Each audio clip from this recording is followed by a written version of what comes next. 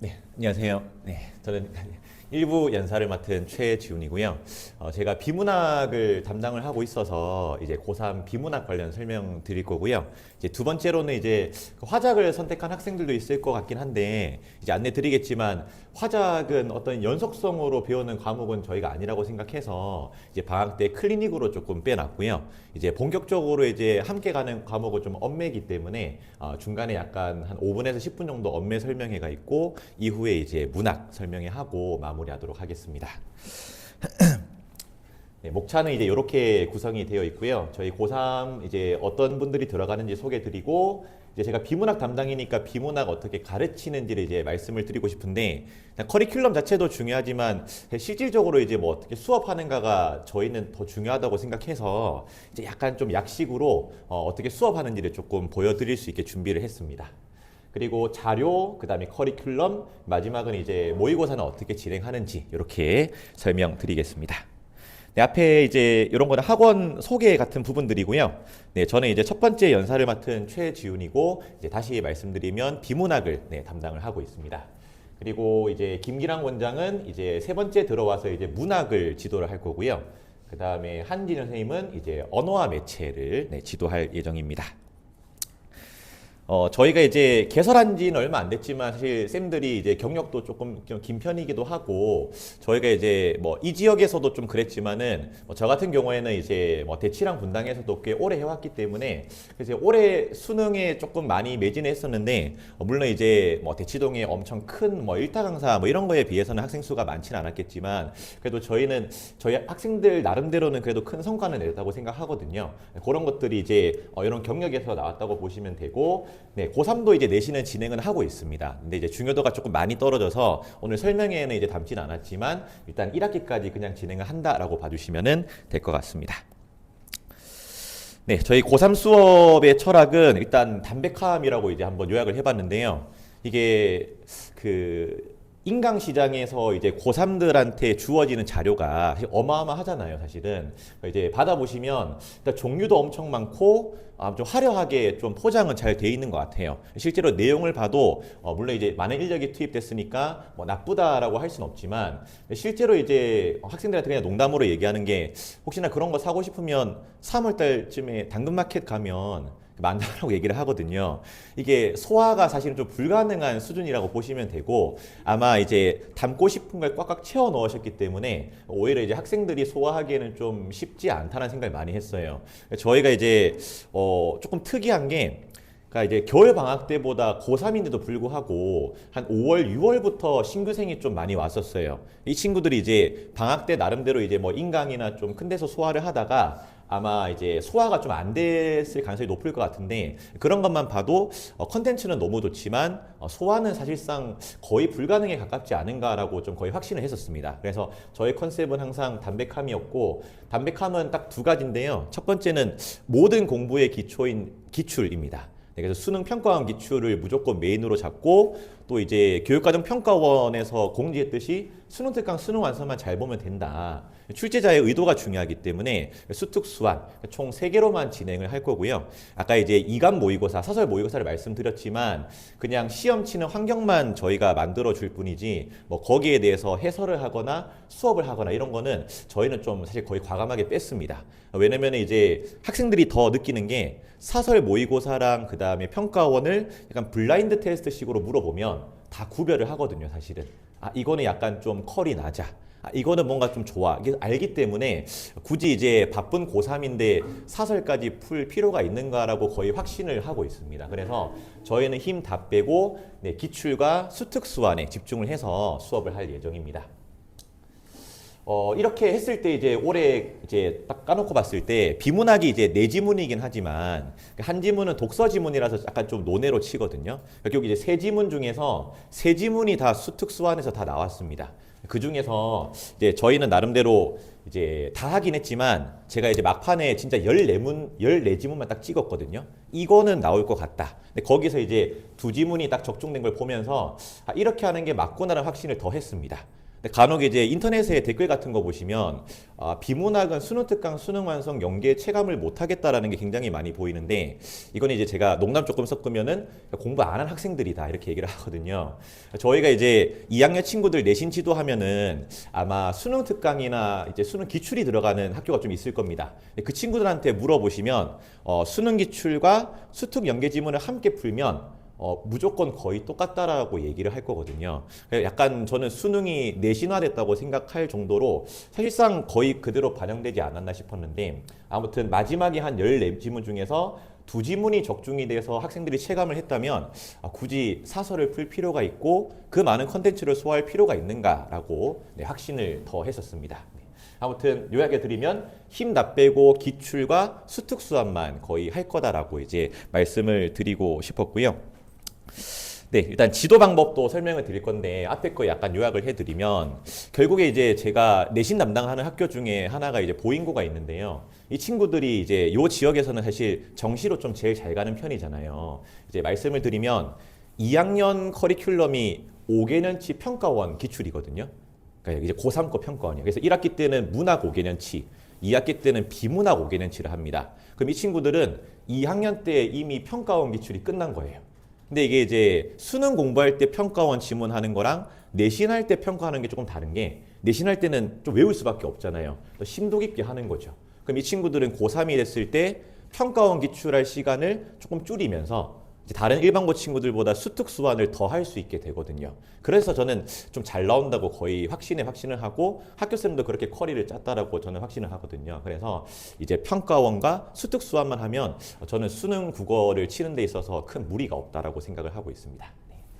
네, 그 와중에도 사실 연계가 안 됐을 때도 대비해야 되고 또 스스로 읽을 수 있는 힘도 필요해서 이제 저희 학원에서 겨울 방학부터 쭉 어떻게 하는지 수업 내용을 보여드리면 학생들과 이제 1학년 때부터 이 내용을 계속 합니다. 네, 그래서 이 두 개의 A가 같니 다르니라고 물어보면 학생들은 이렇게 나뉘거든요. 부모님들도 보시면은 같은 느낌도 있고 다른 느낌도 있잖아요. 그래서 제가 수능 국어 잘하려면 두 개는 똑같다라고 인식을 해야 돼라고 가르치고 있습니다. 이유는 이제 본문에서 만약에 이자율을 던졌을 때 선택지에서 이자율을 던지는 거는 고등학교 1학년 모의고사거든요. 고3은 선택지에 이자율을 쓰지 않았었어요. 혹시 부모님들께서는 경제 활동을 좀 하셔가지고 이자율과 약간 좀 비슷한 말을 조금 구성해 주실 수 있으실까요? 금리입니다. 금리. 그러니까 선택지에는 금리가 있고 본문에 이자율만 걸어놔도 정답률이 20%까지 떨어집니다. 그래서 이제 중학교 때 국어쌤들이 하는 말이 틀린 게 아닌 게 어휘력만 있으면 국어는 잘할 수밖에 없다가 다 여기서 나오는 것 같은데 금리랑 이자율이 같은 걸 생각조차 못하는 거죠. 그래서 선택지에 금리가 있으면 본문에서 계속 금리만 찾다가 시간 허비하는. 네, 그래서 항상 같은 의미지만 다른 표현인 관계를 생각해보자가 이제 저희 수업의 요지라고 생각하시면 되고요. 네. 그래서 이렇게 딱 구성이 돼야 글을 잘 읽을 수 있다라고 가르치면서 고3도 뭐 이제 저학년은 아니지만 그래서 어휘력에 조금 많이 집중을 하고 있습니다. 이렇게 이제 라지 A와 스몰 A 관계를 연습하고 그 다음에 배우는 부분은 이제 라지 A와 낫 A의 관계인데요. 이제 수능 기출 풀어보면 역사고를 많이 요구합니다. 예를 들면 이제 이거를 던졌는데 이거의 반대는 뭐니? 이 정도의 사고를 많이 요구하거든요. 이게 어떻게 보면은 깊은 사고이고 어려운 것 같지만 전혀 그렇지 않은 게 이게 오늘 지문 안 보신 부모님도 바로 맞출 수가 있습니다. 제가 이제 21년 평가원 한번 가져왔는데요. 여기에 이제 초반에 CPU라는 장치의 단점이 나옵니다. 이게 한 개씩 처리하니까 연산 속도가 너무 느리다. 그래서 나온 게 GPU다 하고 GPU를 어렵게 설명하거든요. 근데 연습이 좀 돼 있어야 돼요. CPU가 한 개씩 처리해서 힘든 거면 그 역은 뭘까? 한번 생각하고 읽으면 쉬워지고 아니면 어렵거든요. 혹시 부모님들이 요거 답을 구성하실 수 있으신가요? 한 개씩 처리하는 게 문제면 한 번에 하면 되지 않습니다. GPU는 한 번에 한다를 비문학에 일문학에 길게 써서 어렵게 만드는 겁니다. 근데 조금 생각하는 훈련만 하면은 GPU의 요지를 알 수 있거든요. 요거는 이제 22년 변증법 해결 수능 킬러 문항 중에 킬러 문항이라서 이제 그때 정부에서는 킬러 문항 배제해라라는 말이 나왔던 그 지문인데 각을 해서 이제 예술을 부정해요. 해결이. 예술은 조금 저급한 거다. 그럼 이제 나글의 요지는 뭘까가 답이거든요. 저희는 이제 생각을 좀 많이 하거든요. 얘들아, 가에서 예술을 부정을 했으면 나는 당연히 뭘까 하면은 부모님도 아시죠, 그렇죠? 긍정입니다. 근데 그 구절이 어떻게 구성되어 있냐면 예수를 절대 정신의 위치에 두어야 한다. 이런 식으로 쓰거든요.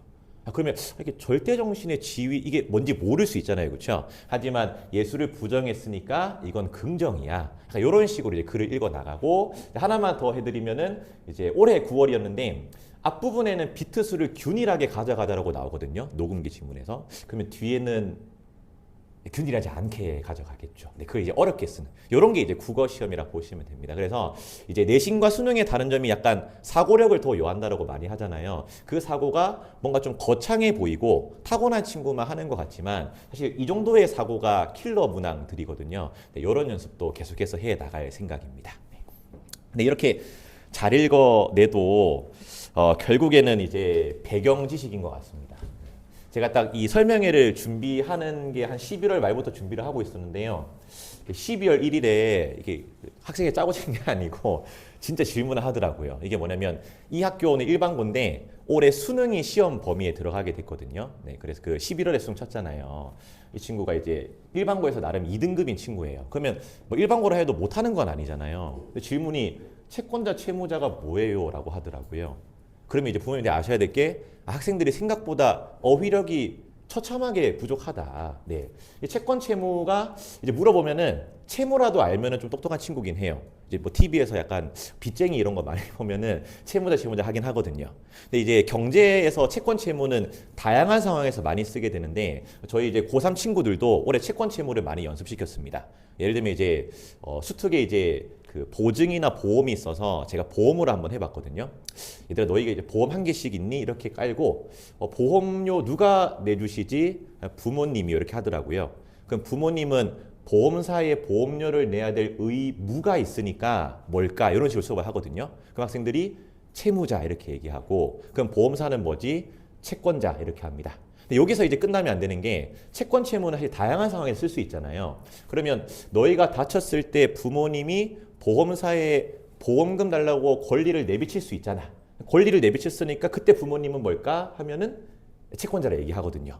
그러면 보험사는 그걸 줘야 될 의무가 있으니까 채무자. 이 연습이 돼 있었으면은 올해 수능에서 채권 채무를 잘 읽을 수가 있었다고 저는 확신을 하거든요. 그래서 이게 이제 채권 채무면은 한 4, 5등급 친구들만 모르는 거 아니야라고 생각할 수 있지만 일반고의 2등급 친구들도 채권 채무가 뭔지 잘 모르더라고요. 그리고 이제 그 보험도 굉장히 많이 나오는데 보험도 그냥 부모님이 들어줬어만 알지 뭐 어떻게 계약이 되고 이런 거는 거의 모르는 거 봤을 때 고3도 배경 지식을 꼭 가르쳐야겠다라고 생각했습니다. 너무 먼 옛날이긴 한데요. 2014 수능에는 그 보기에 프랑스 파리가 있었거든요. 프랑스 파리가 북반군지 남반군지를 모르면 풀 수가 없는 문제가 또 있었어요. 그리고 이제 위도도 알아야 되는데 제가 봤을 때 이제 딱 생각한 게 비문학을 못하는 친구는 이유가 뭘까 했을 때 약간 제 나름대로는 중학교 암기 과목 시간에 좋은 친구들이지 않을까. 약간 이런 생각 좀 많이 했습니다. 왜냐면 이게 초등학교 고학년이나 중학교 사회 시간에 나오는 영역이잖아요. 그래서 너무 부족한 친구들은 얘들 그 EBS 중등 사회나 과학 들으면 많이 도움이 될 수 있어 이렇게 얘기를 하고 있습니다. 근데 제가 가르치는 입장이기 때문에 저도 공부를 해가서 이렇게 가르쳐 주고는 있습니다. 실제로 이제 올해 수능에 채권 채무가 나와서 딱 그 은행에서 또 이제 보증 관계에서 채권 채무를 딱 판단할 수 있으면 빨리 읽고요. 아니면 좀 느렸었고요. 그리고 이제 요거는 학생들이랑 집에 가서 한번 물어보시면 좋을 것 같아요. 야, 상속자랑 피상속자 있으면 부모님이 뭔 거 같니? 한번 물어보시면 답을 못할 학생들이 몇 명 있을 겁니다. 그러면 이게 유리분권이라고 이제 상속 지문이 있었거든요. 그러니까 피상속자가 이제 누군지 모르면 그 지문이 안 읽히는 거죠. 상속자는 본인인 거 분명히 알 텐데 그럼 피가 그럼 이제 모르면은 이 지문을 읽히지가 않습니다. 이제 요것도 유명했는데요. 이때도 이제 환율 지문이었는데 학생들이 1달러에 1,000원 하던 게 1달러에 1,500원이 된 게 이게 환율이 올랐는지 내려왔는지조차도 모릅니다, 사실은. 이거 모르면 이미 이 지문은 끝났고요. 그래서 수업을 했어요, 실제로. 얘들아, 그래도 이게 알아야 된다. 1달러에 1,000원이 1달러에 1,500원 됐으면 옛날에는 1,000원으로 1달러를 구입했잖아. 지금은 1,500원으로 1달러를 구입하는 거니까 이 느낌을 알아야 돼. 그게 환율이 어떻게 된 거다? 오른 거다. 그럼 더 큰 돈 주고 구입했으니까 우리나라의 가치는 감소했다. 또 아마 일반고의 2단급 친구들은 이렇게 물어보시면 제가 모를 가능성이 높아요. 제가 수업 때 많이 물어보거든요. 근데 이게 킬러 문항이었던 이유는 이렇게 됐을 때 수출이 증가했는지 감소했는지를 물어봤었어요. 여기 배경 지식을 많이 물어본 수능이라서 논란도 많이 됐었거든요. 그래서 이제 비유를 들면 동남아 가면은 소비 많이 하니? 이제 끄덕끄덕 하거든요. 미국 가면 아니요라고 하거든요. 그럼 우리나라 돈 가치가 낮아졌으니까 유럽인들이 우리나라에 와서 많이 살까 적게 살까 이렇게 얘기를 해요. 아, 그럼 많이 사지 않을까요? 그럼 이제 수출 증가한다. 이런 식으로 이제 교육을 하는데 이 모든 것들이 사실 수특수안에 다 있었습니다. 그러니까 사설 문제집이 있는 게 아니고 수능 특강 수능 완성이 다 있거든요. 읽으면은 알 수 있지만 안 읽고 들어가면은 자신의 어떤 힘으로 풀어야 되기 때문에 고전을 해서 그래서 이제 기출과 수특수화만 수업을 할 것이고 이런 거에 중점을 둬서 수업할 것이다 이렇게 말씀드렸던 겁니다. 네. 좀 길어지고 있지만 마지막으로는 이제 이런 것까지 하게 돼서 마지막 말씀드리겠습니다. 부모님들도 약간 좀 지루하실 텐데 한번 해보시면 좋을 것 같은 게 어떻게 이제 수능은 내신과 다르게 약간 좀 사고하는 그런 시험이잖아요. 그래서 이제 그 글도 뭔가 좀 사고를 요하게 짜져 있는데 이게 1문단이고요.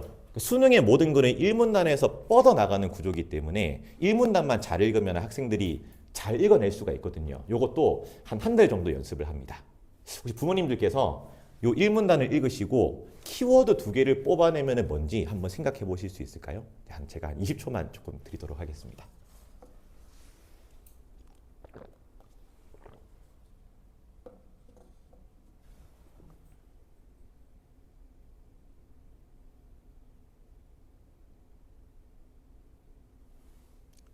이것조차도 지식이 있었어야 됩니다. 이제 동양의 사상은 유교, 불교, 도교가 조금 메인이었다. 그러면 그 친구들은 유학이 먼저 눈에 들어올 거고요. 그 다음에 아마 도가가 들어올 거고 그래서 1문단에서 중요한 키워드가 요거라는 거를 조금 알게 될 거예요. 보통 이제 수능의 1문단은 약간 대비되는 2단어를 중심으로 뻗어나가거든요. 그리고 이제 연습을 합니다. 얘들아, 유학의 도를 기반으로 도가에 주목했으니까 밑에 3개 문단이 더 남았거든요. 학자 1, 학자 2, 학자 3이 나올 겁니다. 이 학자들은 공통적으로 무슨 학자일까 제가 물어보거든요. 그럼 연습이 되면 이제 말을 하더라고요. 아, 유학자입니다. 그러면 학자 1은 유학자 입장에서 뭐를 바라봤을까 하면은 이렇게 도가라고 얘기를 하거든요. 그러면 이제 얘들아 학자 1이 만약에 유학자인데 도가를 비판했으면 학자 2는 어떤 가능성이 있을까? 하면 뭐 긍정하지 않을까요? 이렇게 얘기를 할 수 있거든요. 그게 진짜 맞는지 안 맞는지 읽어봐야 아는 이야기지만 그래도 예측하고 들어가는 것과 아닌 거는 또 글인데 차이가 나거든요. 아무튼 저희 학원은 이렇게 글을 읽는 힘과 배경 지식에 초점을 둬서 수업을 한다. 이거 말씀을 드리고 싶었습니다. 네. 넘어가시면 이제 자료들에 대한 설명은 한번 읽어봐 주시면 될 것 같고요. 저희도 이제 저희 나름대로 자체 교재로 다 써서 학생들에게 제공하고 제가 이제 말씀드린 아까 그런 내용들이 수업 내용이거든요. 근데 이게 시중에 나오는 문제집에는 이렇게 해설이 안 돼 있잖아요. 저희가 직접 써서 이렇게 배부를 해서 저희의 생각에 좀 동화될 수 있게 교재를 짜고 있습니다. 마지막으로 이제 비문학 커리큘럼을 말씀드리면 아까 담백하게 한다고 한 게 기출과 수특수안이었거든요. 방학 기간 동안 3개년치를 일단 볼 겁니다. 이제 꽉꽉 채워서 볼 거고요. 근데 이것만 하면 안 되고, 근데 이제 사실 산모가 중요하진 않잖아요. 사실은 이게 평가원에서 내는 게 아니기 때문에. 근데 학생들 입장에서는 심리적으로 첫 시험은 무조건 산모기 때문에 이거를 잘 보게 시켜야 되는데, 근데 여기랑 많이 다르지 않은데 학생들 입장에서는 약간 시험의 결이 다르게 많이 느끼더라고요. 실제로 풀어보시면 약간 좀 크게 물어보는 느낌이고 약간 좀 지엽적인 느낌이 다분히 있긴 있습니다. 그래서 이 자신감을 위해서 잠시 2월은 3월 모의고사를 좀 풀면서 자신감 얻을 수 있게 그렇게 준비를 할 거고요.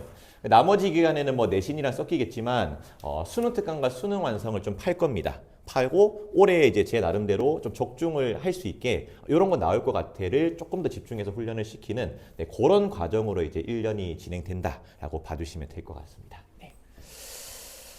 요거는 이제 나중에 서브로 할 건데 저희가 이제 이간 모의고사 이게 유명한 사설 모의고사거든요. 이거를 풀리긴 하지만 이게 환경만 만들어주고 따로 해설은 하지 않을 건 게 이거를 소화할 수 있는 친구는 사실 없다고 진짜 단언을 합니다. 자, 이게 완전 초특급 1등급이 아니면 저거를 안 푸는 게 맞는 것 같더라고요. 왜냐면 평가원 5개년치 다 보는 고3 거의 없고 수특수한 다 보는 고3이 거의 없습니다. 혹시나 주변에 이제 고3 자녀분 두신 분 있으면 확인하시면 이거 다 보면은 그냥 성공하는 친구거든요. 근데 이거를 한다 하면 저는 이제 그 선후 관계가 안 맞다고 생각해서, 하지만 이제 이거를 푸는 이유는 요게 수특 기반으로 그래도 모의고사가 짜졌기 때문에 그래도 내가 이거를 제대로 받는가 점검용은 좀 확실히 되거든요. 그래서 이제 환경만 만들어주고 저것보다는 실제 기출과 수특 수학을 외우는 데 집중을 하겠다. 네, 이렇게 말씀을 드리고 싶었습니다. 네, 마지막으로 이제 시간표를 안내 드리면 저희가 이제 문학 비문학은 토요일, 일요일 4시에서 7시에 이렇게 진행이 되고요. 그 다음에 그 앞타임에 이제 언어와 매체가 좀 깔려 있습니다.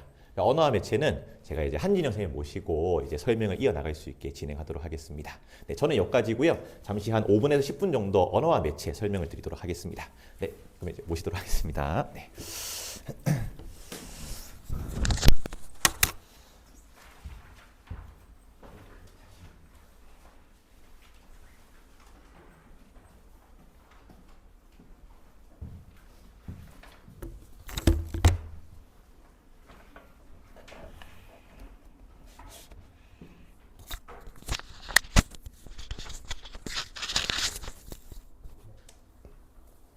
안녕하세요. 저는 여러분께 이제 언어와 매체와 헌법과 작문의 차이점 그리고 선택 가이드에 대해서 말씀을 좀 해드리려고 합니다.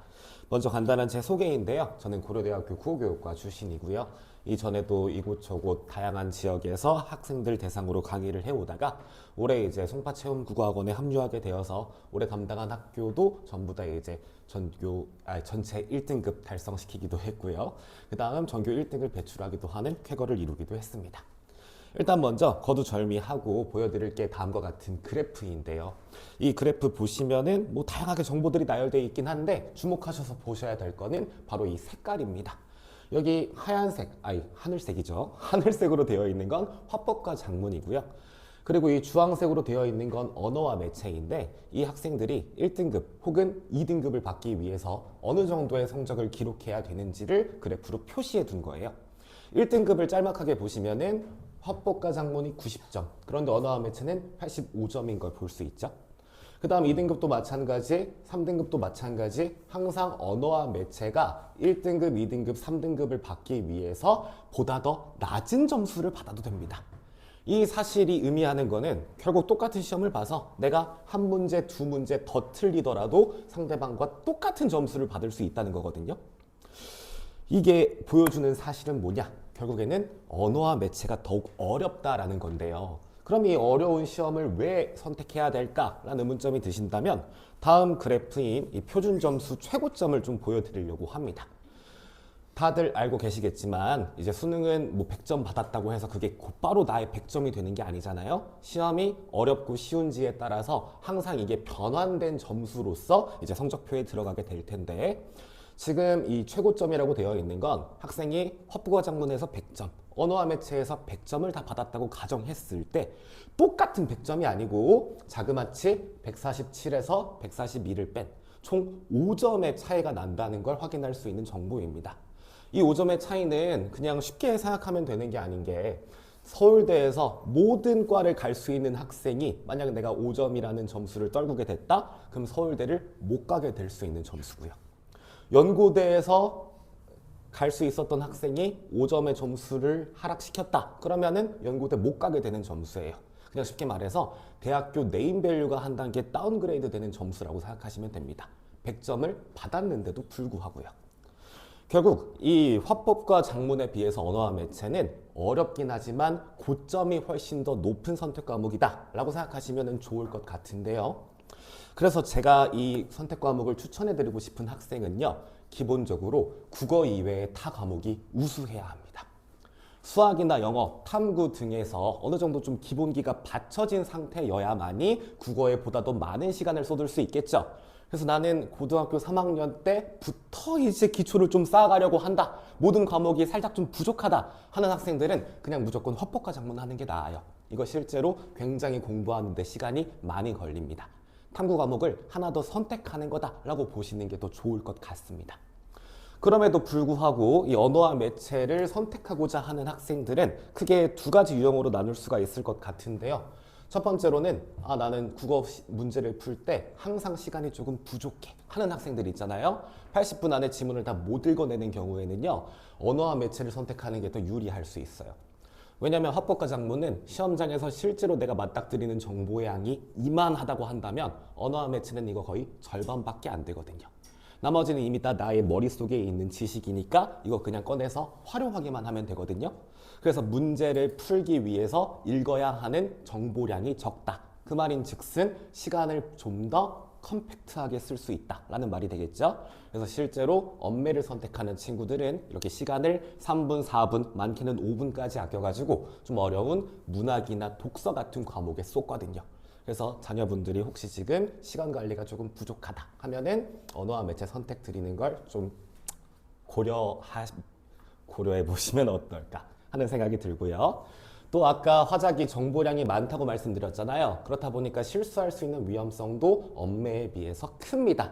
그래서 원래 좀 약간 헤매고 뭐 이렇게 문제 풀다가 나 이 정보를 놓쳐버렸네 하는 학생들 같은 경우에도요. 언어와 매체를 공부하는 게 좀 더 도움이 될 수 있습니다. 또 두 번째 유형으로는요. 아무래도 이제 학생들이 좀 이과 성향이 강한 경우에는 평상시에 문학 같은 거 풀다가도 이거는 왜 이렇게 해석해야 될까 라면서 전혀 이제 감을 못 잡는 경우들이 많은데 문법은 법이다 보니까 아무래도 이 개념 학습이 굉장히 좀 체계적으로 이루어져 있는 편이에요. 그래서 내가 평소에 수학이나 과학 과목에 강점을 보인다 하면은 언어와 매체를 선택하는 것이 더 도움이 될 수도 있겠습니다. 방금 말씀드린 거는요, 시간이 부족하거나 아니면 이과 성향인 학생들이 고르면 좋다는 건데, 그거의 전제 조건은 뭐냐? 결국에는 타과목 우수해야 한다는 점. 나는 시간은 좀 걸리더라도 확실한 결과가 좋아. 최상위권 목표할 거야. 라는 학생들이 고르면 가장 좋은 선택 과목이 아닌가라는 생각이 조금 듭니다. 그래서 이 총 11개 선택 과목이 문제가 있는데요. 이 중에 6개는 매체라고 하는 거고 5개가 이제 여러분들께 강조드린 문법인데 여기 6개 문항에 해당하는 과목은요. 사실 공부가 거의 필요 없다시피 해요. 과장을 조금 섞으면은 좀 똘똘한 초등학교 고학년 있죠.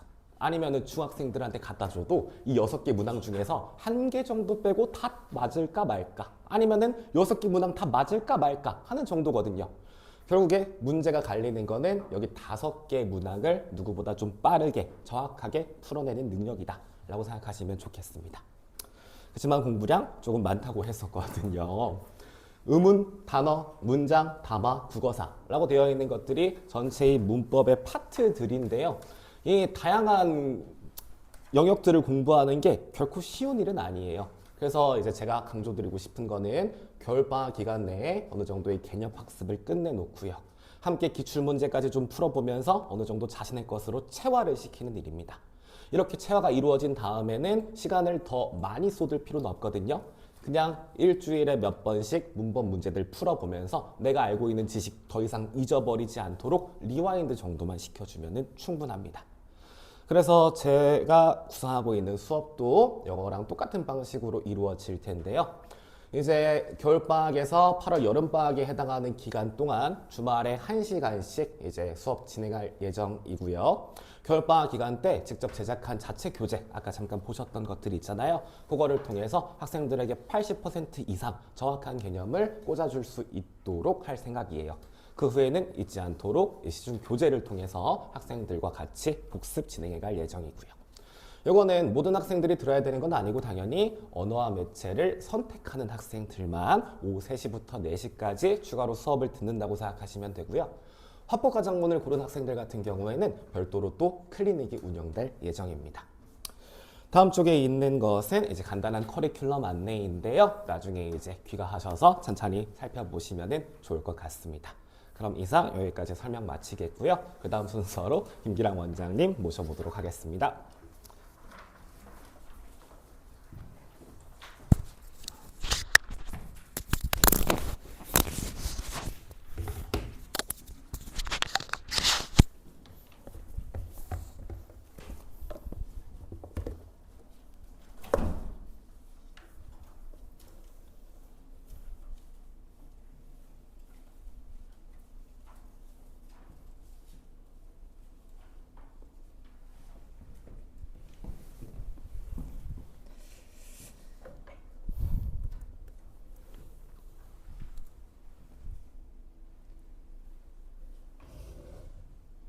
네, 저는 이제 마지막으로 문학 설명을 드리고 이제 마무리를 할 건데요. 네, 문학 설명 드리게 된 김기랑 원장입니다. 안녕하세요. 네, 감사합니다. 일단은 이제 앞에서 학원이나 뭐 이제 다른 소개는 다 드렸기 때문에 저는 문학 수업 어떻게 진행을 하는지 그것만 좀 간단하게 말씀을 드리고 마무리를 할 텐데요. 문학 수업 관련해서 안내를 드리고 그리고 이제 문학은 사실 비문학보다도 훨씬 EBS가 주요 쟁점이 되는 부분이기 때문에 그 EBS 다루는 내용을 조금 더 자세히 설명을 드리고요. 그리고 이제 자주 묻는 질문 제가 조금 나름대로 정리한 것들 말씀을 한번 드리고 마무리를 하도록 하겠습니다. 이제 본격적으로 3학년이 되다 보니까 이제 걱정이 많이 되실 텐데 사실 요즘에 문학이 이제 또 어려워지고 있다는 말이 최근에 많이 등장을 하기도 했었고 특히 이제 작년 같은 경우는 진짜 문학이 그러니까 올해보다는 이제 작년은 문학이 정말 이제 수능에서 많이 어려웠었는데 사실 수능 문항은 EBS 연계가 됐냐 그리고 EBS 연계가 안 됐냐 그리고 어떤 지문이 EBS 연계가 됐냐에 따라서 난이도 체감률이 조금 차이가 많이 나는 편입니다. 특히나 현대시 같은 게 이제 연계가 된다고 하면 현대시는 한 편이 통째로 다 연계가 되기 때문에 당연히 시간을 엄청 단축을 할 수 있지만은 뭐 고전 가사라던가 고전 소설에서 EBS 발췌되지 않은 다른 부분이 발췌가 된다고 하면은 대략적인 스토리를 아는 상황에서 문제는 새로 읽어가야 되기 때문에 그 두 개를 조금 나눠서 이제 말씀을 드려야 하는데요. 제가 일단 겨울방학 관련해서 좀 먼저 말씀을 드릴 거기 때문에 EBS는 이제 EBS 수능 특강 나오고 나서 보통 한 5월 정도 이제 뒤쪽부터 커리큘럼이 진행이 되고 한 4월 정도부터 커리큘럼 진행이 되고 이제 저는 EBS가 나오기 이전에 일단 비연계에 대비해서 기본적인 기본기를 다루는 그 부분을 조금 집중적으로 말씀을 드리도록 하겠습니다. 그래서 첫 번째로는 EBS 대비하는 방법과 이제 비연계 지문에 대해서 기본기를 좀 어떤 과정으로 잡아 나갈 건지 말씀을 드릴 거고요.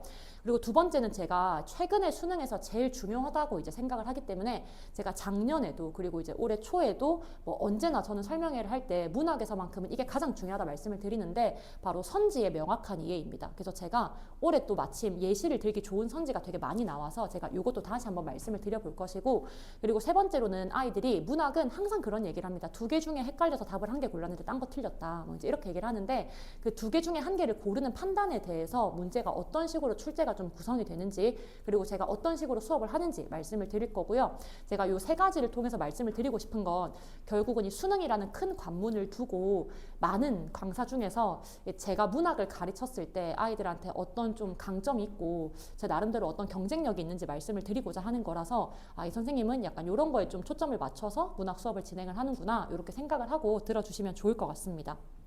우선 EBS 연계와 비연계는 제가 이렇게 조금 나눠봤는데 이게 문제를 출제하는 방식부터가 만약에 EBS 지문이 출제가 됐다고 하면은 내용이 상당히 디테일하게 나옵니다. 근데 그 디테일이라는 게 이것까지 알고 있니 보다는 요 내용은 알고 있는데 이걸 이런 식으로 생각해 봤니? 이런 식의 문제가 많이 나옵니다. 그래서 내용 이해가 정말 좀 완벽하게 되어 있으면 사실 압도적으로 시간을 많이 줄일 수 있는 부분입니다.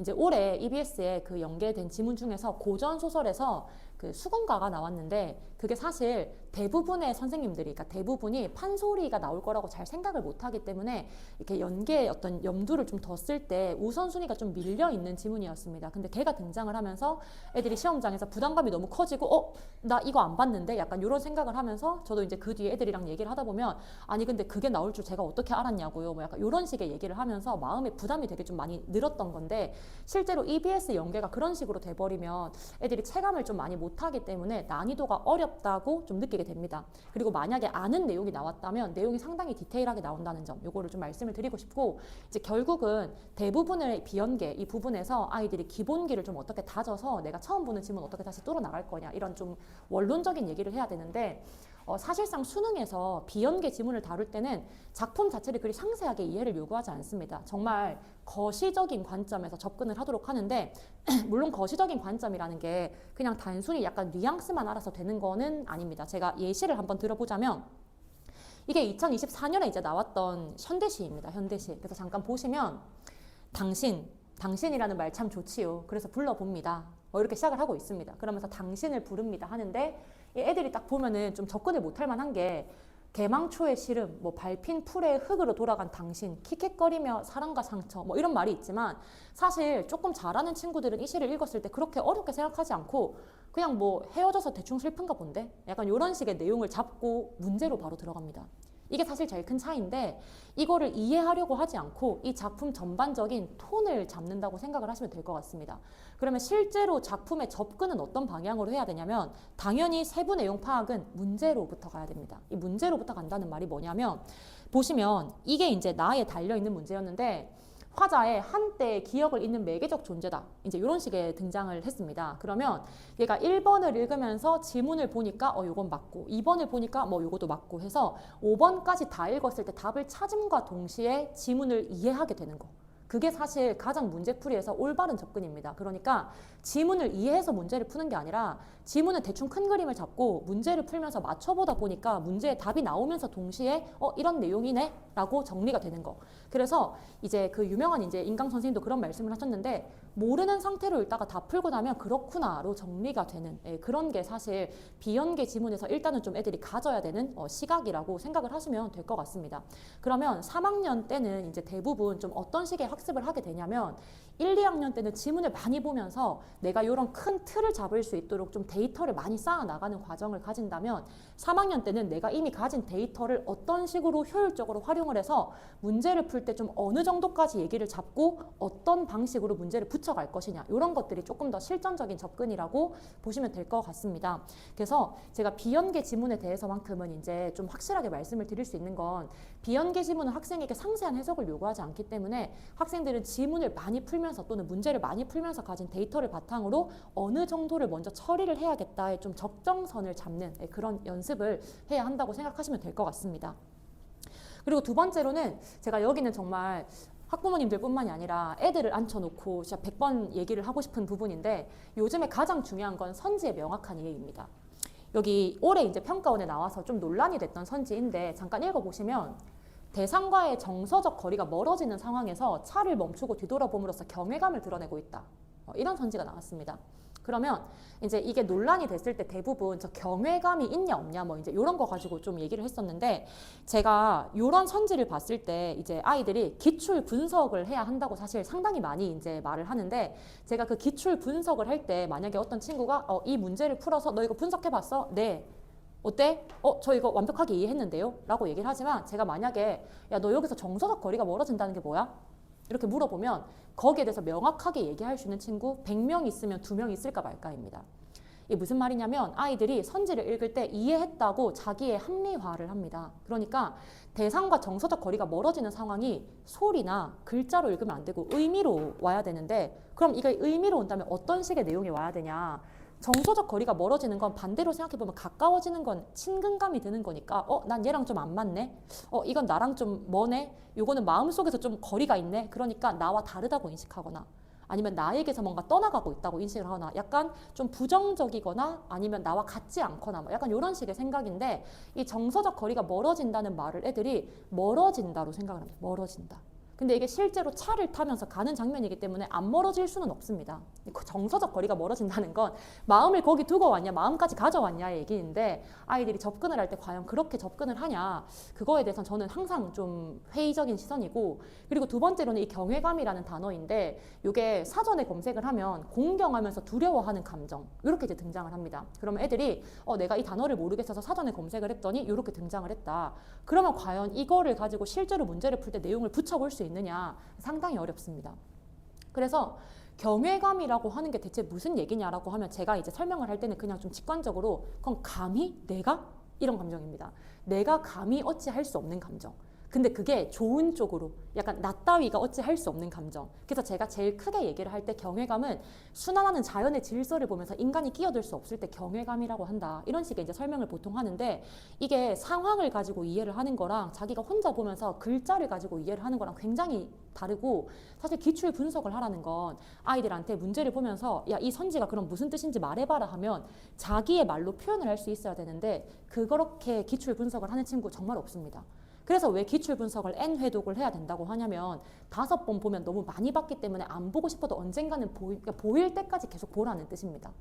그러니까 그걸 처음 볼 때부터 내가 좀 시간을 낭비하지 않도록 이거를 이런 식으로 접근을 해봐야겠다라고 생각을 하고 보는 거랑 선생님 제가 이걸 5번을 보다 보니 무슨 뜻인지 깨달았어요 라고 하는 거랑 당연히 시간적인 측면에서 어떤 효율성의 차이가 있기 때문에 제가 말씀드리는 선지의 명확한 이해라고 하는 건 어떻게 이해를 해야 되냐가 사실 가장 좀 중요하다고 말씀을 드리고 싶습니다. 제가 하나를 더 이제 좀 보자면 이것도 최근에 평가원에 나왔던 선지인데 앞 여우를 건너가는 노승을 발견하고 경효굴이 들키지 않기를 바라는 것에는 빼어난 경치를 소중하게 여기는 태도가 숨어있는 세계가 알려질 것에 대한 염려를 통해 드러난다. 이게 5개 선지 중에 한 개입니다. 요 정도의 길이로 5개 선지가 붙었기 때문에 애들이 읽는 입장에서는 당연히 이게 무슨 소린가 라고 좀 생각을 할 수 있는데 사실 문학은 최근에 비문학과 다를 게 하나도 없습니다. 선지를 얼마나 잘 읽냐 하는 건 독해력을 기반으로 하는 거기 때문에 제가 이런 내용도 애들이랑 수업을 할 때 얘들아 봐봐 이거 들키지 않기를 바라는데 이거 소중하게 여기는 게 드러나는 거 맞잖아 이거 맞겠지? 하고 넘어가면 애들은 제가 수업을 했다고 생각을 하고 그래 맞지 하고 따라오겠지만 나중에 자기가 다시 생각을 했을 때 이게 맞나라고 생각을 하면 본인의 생각이 하나도 안 남게 됩니다. 그래서 수업을 할 때도 이제 이런 식에 대해서 네가 이걸 어떻게 처리해야 되는지를 좀 생각을 해봐야 된다는 얘기를 하는데 제가 이거를 좀 직관적으로 시각적으로 정리를 하자면 이런 식으로 정리를 할 수 있을 것 같습니다. 이게 이제 뭐냐면 윗부분에 여기서 앞 여우를 건너가는 노승을 발견하고 거세는 이 있는데 이게 본문의 내용입니다. 본문의 내용. 그러니까 이건 본문에 있는 내용이기 때문에 이건 내가 맞고 틀리고를 판단할 부분이 아니겠죠. 그래서 얘는 그냥 A처럼 지문에 이런 내용이 있어. 그럼 여기에는 뒷부분은 알려질 것에 대한 염려를 통해 태도가 드러난다라고 돼 있기 때문에 보는 사람 입장에서는 이러한 염려를 통해 드러나니까 염려는 지문 속에 있는 내용이고 거기에 담겨있는 숨은 의미가 소중하게 여기는 태도입니다. 화자가 겉으로 염려를 하고 있는데 그 염려에서 자기가 이걸 소중하게 여기는 태도가 드러난다. 고 이제 이해를 좀 시킵니다. 그래서 얘를 문장을 조금 정리를 하자면 화자가 염려를 하고 있는데 그 염려는 사실 들킬까봐 소중하게 여기는 그 마음이 걱정인 거야. 이렇게 이제 얘기를 좀 하면서 선지 자체의 말을 조금 풀어가면서 반복해가면서 정리를 해가면서 이렇게 납득을 시키면 애들이 선지를 읽었을 때 이 선지가 이런 얘기를 하고 있는 거구나 라고 저를 좀 쫓아오면서 이해를 좀 하면서 넘어갈 수 있습니다. 그 이제 아까도 말씀드린 것처럼 이게 평가원 지문인데 그러면 아이들이 이런 걸 또 혼자서 공부를 할 때 이걸 이런 식으로 읽어가냐 읽지 않고 그냥 태도 있고 염려 있고 둘 다 있는데 여기 붙어 있으니까 뭐 이 파트 자체는 말이 되네 이렇게 흐릿한 이해로 넘어가는데 그런 거를 조금 잡아서 다시 한번 좀 명확하게 이렇게 눌러주는 거 그런 것들이 제가 수업을 할 때 이 선지 이해에서 좀 많이 중점적으로 두고 있는 부분이라고 생각을 하시면 좋을 것 같습니다. 그리고 이제 마지막은 이 판단의 근거인데 이런 게 사실 이제 출제 패턴을 조금 읽히는 저는 방식이라고 생각을 하고 이런 내용이야말로 이제 기출 분석의 어떤 하나의 방향이라 생각을 하는데 이것도 제가 실제로 이제 좀 가져와 본 게 이것도 평가원 문제였고 이제 긴 밤입니다 라고 시작하는 현대시가 나와 있습니다. 외딴집 노인이 홀로 깨서 출출하니까 무도 먹고 고구마도 먹고 근데 바람도 안 부는데 밖에서 소리가 들리니까 밖에서 이렇게 소리의 어떤 설레임을 들어보고 있다. 뭐 이런 이제 현대시가 나왔습니다. 노인 한 명이 일어나서 무도 먹고 고구마도 먹고 바깥의 소리를 들어보는 굉장히 단순하고 좀 심플한 장면인데 여기에 선지가 뭐가 나왔냐면 지포라기의 설레임을 귀를 모으고 듣고 새들의 온기를 숨을 죽이고 생각하는 것은 일상을 자연스럽게 받아들이는 노인의 감각을 부각한 것으로 볼 수 있겠군. 이게 이제 애들이 풀어야 하는 선지였습니다. 그러면 이제 애들이 다 어떻게 생각을 하냐면 이거가 자연스럽게 받아들이나? 이제 이렇게 생각을 하게 되겠죠. 그럼 이제 여기서 자연스럽게 받아들인다, 아니다에 대한 근거를 가져올 수 있냐? 이 두 내용만 가지고는 절대 가져올 수가 없습니다. 절대 가져올 수가 없고 그러면 아이들이 이제 나중에 해설지를 봤을 때 만약에 이게 정답이 뭐냐면 틀렸다입니다. 이거는 이렇게 볼 수 없다는 문제인데 아이들이 만약에 해설지를 보면 해설지에 정말 성의 없으면 자연스럽게 받아들이고 있다고 볼 수 없다. 이렇게 써져 있습니다. 그럼 애들은 그냥 이건 자연스럽진 않구나. 이렇게 하고 넘어가게 되는데 이게 문제를 보다 보면 이게 보기 문제였는데 보기 문제에 어떻게 붙어 있었냐면 향토적인 전경 속에서 낯설게 느껴지는 일상에 감각적으로 집중하는 노인을 통해 점점 사라져가는 것들에 대한 관심을 드러내고 이렇게 달려 있었습니다. 그러면 여기에 집중을 하자면 이건 어떻게 읽혀야 되냐면 이렇게 읽혀야 됩니다. 이렇게 읽히게 되면 낯설게 느껴지는 일상에 감각적으로 집중하고 있다고 했는데 문제에서는 자연스럽게 받아들이고 있다고 했기 때문에 결국 이거는 이 낯설게 느껴진다와 자연스럽게 받아들인다는 이 두 개 단어에서 대비를 느낄 수 있냐 여기에서 정답의 근거가 달려 있다고 볼 수 있습니다.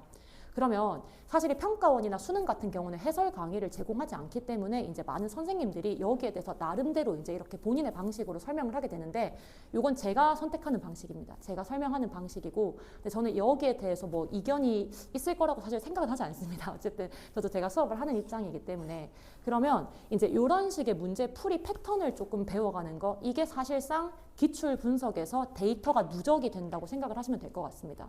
그러면 애들이 기출 분석을 했다면 다음에 다시 한번 공부를 할 때 이게 내가 그냥 봐서 판단을 할 수 있는가? 이건 판단이 안 되네? 그럼 어떻게 하라고 했더라? 보기를 뒤져봐야겠다. 이런 식의 사고 과정이 조금 전개가 되게끔 학습을 시켜주는 거. 그게 결국은 학원에서 기출 문제를 가지고 수업을 할 때 선생님이 알려주는 거라고 생각을 하고 그래서 국어도 특히나 문학이 뭐 개념이나 뭐 여러 가지 이론을 설명한다고 생각하실 수 있겠지만 비문학도 마찬가지고 문학도 마찬가지고 결국은 방법론을 가르치는 거기 때문에 앞에서 말씀드린 이 세 가지는 제가 수업을 할 때 평가원 분석을 한다고 하면 우리 3학년 친구들에게 가장 좀 중점적으로 얘기를 하는 그리고 제가 이제 강사로 제 나름대로 뭔가 수업을 하면서 터득한 어떤 저의 어떤 노하우나 좀 경쟁력이라고 말씀을 드릴 수 있을 것 같습니다. 그래서 여기까지가 이제 문학 수업에서 진행되는 방식에 관한 내용이고 제가 커리큘럼 이제 안내를 드려야 하는데 커리큘럼 같은 경우에는 저희가 이제 평가원을 가지고 제가 시작을 하는데 2020년, 2021년, 2022년을 가지고 이제 시작을 하는 거는 요 앞부분에서는 아무래도 이제 또 국어를 시작하는 친구가 있고 물론 잘하는 친구도 있겠지만 3학년이 되면 어쨌든 기초부터 차근차근 정리하는 과정이 필요하기 때문에 물론 그 기초라고 하는 게 뭐 1학년 때 배우는 것 같은 그런 기초는 아닙니다. 알고 있는 내용들을 좀 더 빠르게 좀 더 정리를 해서 배우는 시간이 필요하고 그래서 제가 좀 예열을 하면서 기본적으로 어떻게 접근을 해야 되는지 영역별로 나눠보는 시간이라 생각을 하시면 될 것 같습니다. 사실 방금 말씀드린 내용은 거의 이 안에 끝나는 내용입니다. 이 안에 끝나는 내용이고 이제 거기서 최근 기출을 보면서 이럴 때는 특히 이렇게 이럴 때는 특히 저렇게 이런 식으로 최근 3개년 기출을 조금 뜯어가면서 보는 이 시즌이 이제 제가 요 기말고사 끝나고 나서 3월까지니까 12월부터 해서 이제 중간고사 들어가기 전까지니까 12월부터 내신 들어가기 전까지 요 기간 동안에 기출 문제를 가지고 좀 이전 기출로 기본기 익히고 최근 기출을 가지고 요걸 계속 좀 돌려가면서 이제 흔히 말하는 회독을 좀 들어가는 단계라고 생각을 하시면 될 것 같습니다. 그리고 이제 넘어가면 본격적으로 EBS를 해야 되기 때문에 사실 문학은 이 시즌을 지나고 나면 시간이 많이 없습니다. EBS가 양이 너무 많기 때문에 수능 특강, 수능 완성 지문을 가지고 계속 진도를 나가야 되고 수능 특강을 할 때도 사실 저는 수능 특강 문제보다는 지문이 훨씬 중요하다 얘기를 하는데 가사 같은 건 이건 좀 출제 가능성이 있다 하면 전문을 보기도 하고 소설 같은 경우에도 발췌된 부분뿐만이 아니라 전체 스토리를 좀 보기도 하고 하면서 내용을 보충하다 보니까 수능 특강, 수능 완성 이렇게 시간이 조금 걸리는 편입니다. 그래서 요까지를 다 하고 나면 이제 9월이 되는데 9월이 되면 9월 모의고사를 치고 그 이후부터는 본격적인 파이널 기간이라서 거의 학생들 대부분이 모의고사 수업을 좀 듣습니다. 모의고사를 듣고 해설 강의하고 대부분의 선생님들 보통 그렇게 진행을 하시는데 일단은 여기까지가 저희가 이제 안내를 드릴 수 있는 커리큘럼 내용이고 그리고 이제 클리닉 같은 경우는 아까 말씀 주신 것처럼 엄매뿐만이 아니라 화작 이제 같이 진행을 하는데 화작 클리닉은 제가 진행을 하고 있습니다. 그래서 최근 기출 한 3개년 정도 해서 다 풀어보고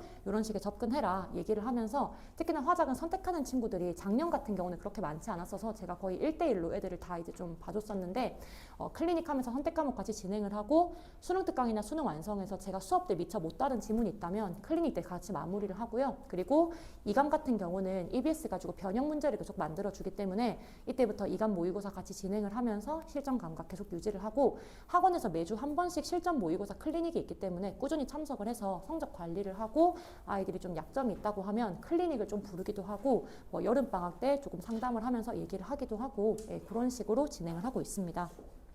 그래서 클리닉은 방금 말씀드린 것처럼 수능 특강에서 이제 부족한 지문들 마무리를 하고 선택 과목 엄매 화작 그리고 실전 모의고사, 이감 모의고사 신청을 하게 되면 이감 모의고사 진행을 하고 만약에 이감 그냥 안 하겠다 하면 저희가 교육청이나 평가원 지문으로 계속 준비를 해서 모의고사를 꾸준히 풀리고 있기 때문에 실전 감각 유지하는 데는 굉장히 좋을 거라고 생각을 합니다. 그리고 이제 아까 말씀드린 것처럼 요건 이제 자주 이제 저희가 상담 때 질문을 받는 부분인데 선택 과목은 엄매는 수업이 있고 화작은 클리닉을 한다 보시면 될 것 같고요. 학생 관리 같은 경우에는 저희가 사실 3학년이 작년에 초반에는 그래도 인원이 좀 많았는데 한 여름 이후부터는 이제 파이널 기간이 되면 아무래도 그 사설 모의고사를 또 만드시는 선생님들이 또 직강을 하기 때문에 아이들이 사실 파이널 이후부터는 그렇게 많이 남진 않았습니다. 그래서 저희가 한 20명 정도 있었는데 그때는 저희가 이제 모의고사를 이렇게 아이들이랑 1대1로 좀 얘기도 하고 좀 오히려 개별적으로 좀 케어를 하면서 진행을 했었고 작년이랑 올해는 또 어떻게 될지도 모르겠지만 가능하다면 그런 식으로 좀 진행을 할 예정입니다. 그 다음에 교재와 자료 제작에서 저희가 평가원 수능 기출 다 쓰고 있고 그 다음에 당연히 EBS에서 수능 특강 같은 경우는 주요 제재라고 한다면 뭐 이전에 등장했던 수능 특강 같이 조금 진행을 하고 있습니다.